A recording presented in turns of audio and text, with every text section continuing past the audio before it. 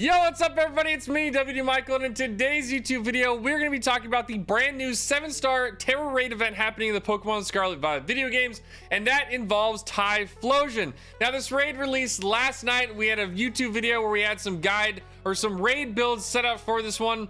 Now, Typhlosion decided to throw us a curveball and did not have Focus Blast, which we really thought it was going to have, and it ended up having two completely different moves in Earthquake and Play Rough. So it definitely threw a bit of a wrench into some of the Pokemon builds that we had, like Houndoom and Chi-Yu.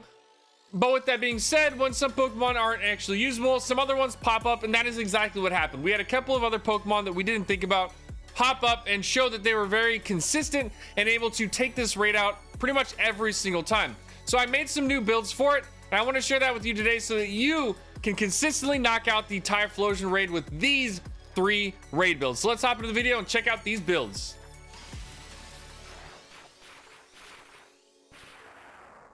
As always, we got to talk about the actual Pokemon we're going to be fighting in the raid so we have a better understanding of the actual builds we need to bring to this one. Now, don't mind the bottom ones on the bottom. Those were kind of like right as the raid came out. I found out exactly what the build was, and I threw up what possibly might be the best builds. They definitely weren't, and that is totally okay. One of them is though, and that is the Goodra. Goodra was actually fantastic in this raid event. The other ones were okay. Iron Jugulus has been pretty solid. You're probably going to still be able to do with Toxapex. Sylveon, I actually didn't get a chance to try it out, and Zorak was just a little bit too squishy from what I've heard from people in the community to be able to do this raid event. So now with Typhlosion and the actual moves that I ended up getting, it was actually a little bit different. I was expecting more from this Pokemon, but they really kind of narrowed down its moveset into a small grouping. We've got Eruption, which is a massive, I mean, this thing will do a ton of damage if you're not ready for it. And it also does it pretty quickly. Like, it does it in concession a lot of times, or sometimes they'll actually do it 2 times in a row. So you gotta watch out for that. We also got Earthquake. Earthquake was another one that I was not expecting to be on this Pokemon. That definitely covered a lot of the weaknesses people were gonna be bringing, like Houndoom, Chi-Yu, and stuff like that. So a couple of those Pokemon just weren't as usable due to that move in particular.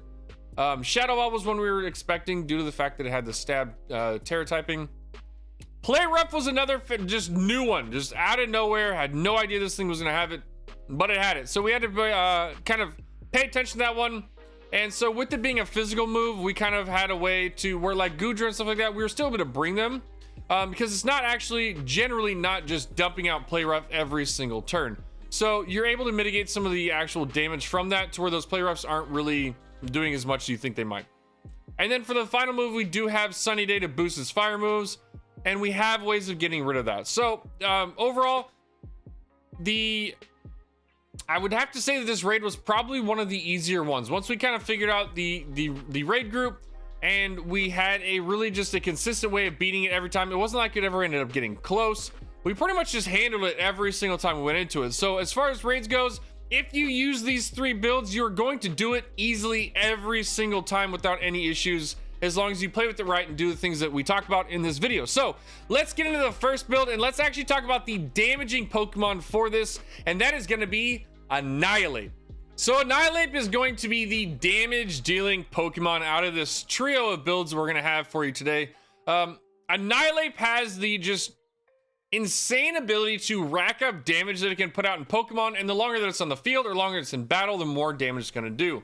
And the big reason for that is Rage Fist. Now, Rage Fist starts out at 50 damage, but it quickly adds up as this Pokemon is hit more and more throughout the raid. So Typhlosion is going to hit you anywhere from 6, 7, 8, 9, 10 times this raid, and it's going to boost that Rage Fist up to a just massive amount of damage.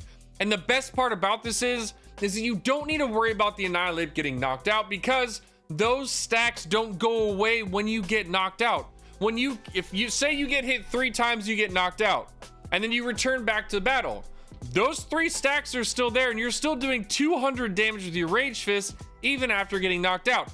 So that is the real reason why Annihilape is able to be in the place where it is, where it's this powerhouse Pokemon for this raid, because you're able to just boost up a super effective hit from a Pokemon with a high attack damage into a Pokemon with a relatively low defensive stat. So you're really able to just crush this Pokemon, which is really, really nice. Annihilape definitely proved to be just the real consistent damage dealing Pokemon in this raid.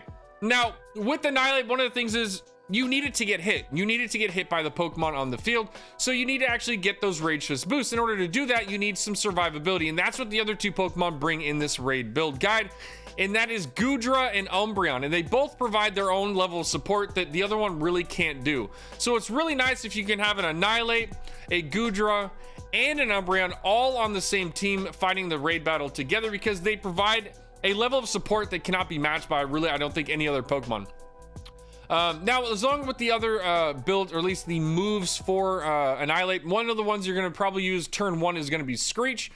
Throw it up, drops the defensive stat of the Typhlosion pretty much right away, so that your Umbreon can start focusing on doing some other things like getting up your screens and getting you some helping hands, and also helping you with your Screeches. So turn 1 Screech, definitely a really solid move with the Annihilape. Rage Fist is going to be your damage dealing move that you're going to start building up and boosting yourself up with. Now, Bulk Up is going to be one of those moves where you kind of just got to play around and figure out when the best time to do it is. We found that the Typhlosion will reset your stats within about, I don't know, I'd say maybe 2 or 3 turns from the start of the raid battle. So doing a Bulk Up on turn 1 or 2 doesn't really benefit you a whole lot. And I would definitely wait until that first time where it drops your stats to start using Bulk Up if you want to. With the Focus Energy, this was actually one that I thought might go really well. We didn't actually end up running it last night, but last night we just had Drain Punch because we didn't really know what else to use. Obviously, you can't use Drain Punch. So as today, when I was looking at the build, trying to figure out what we could do for that first slot, Focus Energy just seemed like a move that may end up helping, because we did just kind of have an empty slot because we were really only using Bulk Up, Rage Fist, and Screech all night last time when we were taking out the raids. So yeah, absolutely fantastic Pokemon. We've got a big chunk in our special defense for our EVs, just due to the fact that we're having those Shadow Balls hit. A 228 attack, we don't really need a whole lot of attack because we're already going to have like a 500 damage Rage Fist by the end of it.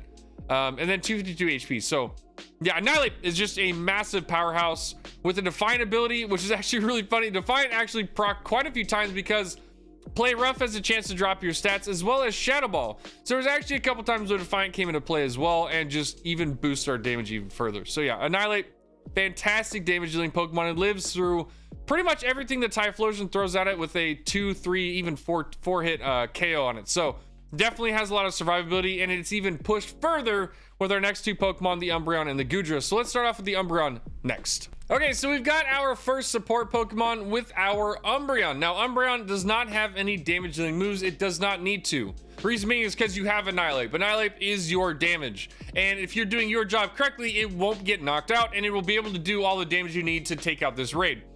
So what we're doing with the Umbreon is we're fully just trying to make sure that we can support the Annihilape as much as possible, while also not getting knocked out ourselves and causing a bit of an issue in the raid. So with Umbreon, it's got a high HP, it's got a high defense, and it's also got a high special defense. So it's able to withstand a lot of the moves that come out of this Typhlosion. You match it with the Light Clay, and you can throw up a Reflect and a Light Screen to block, or at least to mitigate some of the damage from both the physical and special attacks coming from the Typhlosion. You've got Screech to help your Annihilape drop the defense down so it does more damage. And then you also have Helping Hand, so when the Annihilape does start actually pumping out damage with those Rage Fists, you can boost it even further. So again, this is a fantastic support Pokemon that matches really well with the Annihilape.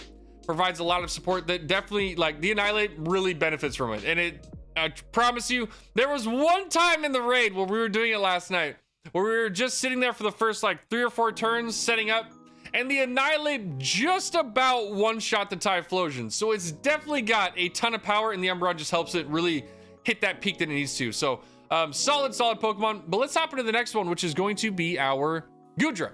All right, so we've got our final supporter for this trio here, and this comes in with Goodra. Now, Goodra is really well known for being one of the just biggest special defensive wall Pokemon in the entire game. So it's definitely able to eat a lot of the hits from the Typhlosion. Its defensive stat isn't terrible, and if you put your EVs into that defensive stat with your HP, you have a really bulky wall that's going to sit there and provide more support for your Annihilape, who's trying to actually crush this Typhlosion. Now, with your Goodra, you've got the citrus berries, so you got a little bit more recovery for yourself. You've also got a bold nature, so we're giving even more defense to it. And then with our ability with Gooey, because there's not really, we don't need to have Sap Sipper because it doesn't know Solar Beam. So Gooey ends up giving you an ability, or the option of slowing down the Typhlosion a little bit and knocking its speed down every time it hits you. Now with its moves, The moves for Goodra, like I said, it's going to provide support for the Annihilape, but very differently from the way that the Umbreon is going to. And how this one is going to do it is, one, we're going to change the weather. So anytime the Typhlosion tries to change it into a sunny day, we can rain dance and get it back to a more favorable weather. We have Life Dew, so we can heal our Umbreon and our Annihilape when they're starting to get lower after their hits. We've got Muddy Water, so we can actually do a little bit of damage, boost ourselves, and actually get us prepared for doing you know, a little bit of damage in the raid, while also giving us a possible accuracy drop. So that's always nice to end up having. And then Tearful Look. Tearful Look will actually drop the attack and special attack of the Typhlosion down by 1, which helps you out tremendously because it's going to be a mixed damaging Pokemon. So overall, the Goodra provides even more support to the Annihilape. And when you pair the Umbreon and the Goodra together, you have just this insane support system for an Annihilape to absolutely crush this raid. And that is what we did all night last night. Yo, thank you all so much for coming out to my YouTube video. I really appreciate all the love on the YouTube channel recently. Has been absolutely mind-blowing. I can't tell you enough how awesome it is to go onto my YouTube channel and see all the new subscribers, likes, views on the videos. It's really awesome. So really, from the bottom of my heart, thank you all, everybody, all the comments, all the likes. I honestly cannot tell you with my own words how awesome it feels to see all of it. So thank you, keep it up. I love seeing it. I definitely will try to make sure I comment on every one of the comments down below. Let me know if there's any other raid builds that you're using for the Typhlosion. I would love to hear about them. These three just seem to be the most consistent for the group that I was running with. And again, if you want to come and hang out with me, I'll be live on my Twitch channel tonight and tomorrow doing some more Typhlosion raids for the community. So hop on over to twitch.tv/WDMichael if you want to come and hang out. I would be more than happy to meet you on my Twitch channel. So come and hang out, come say hi. But again, I hope you have a fantastic time. I hope this helps you out in your Typhlosion raids and gets you your Typhlosion even easier. And even, you know, maybe you're able to just farm it and get a bunch of resources. But again, thank you all so much. I really do appreciate it. I hope you have a fantastic day out in Paldea, trainers. Peace.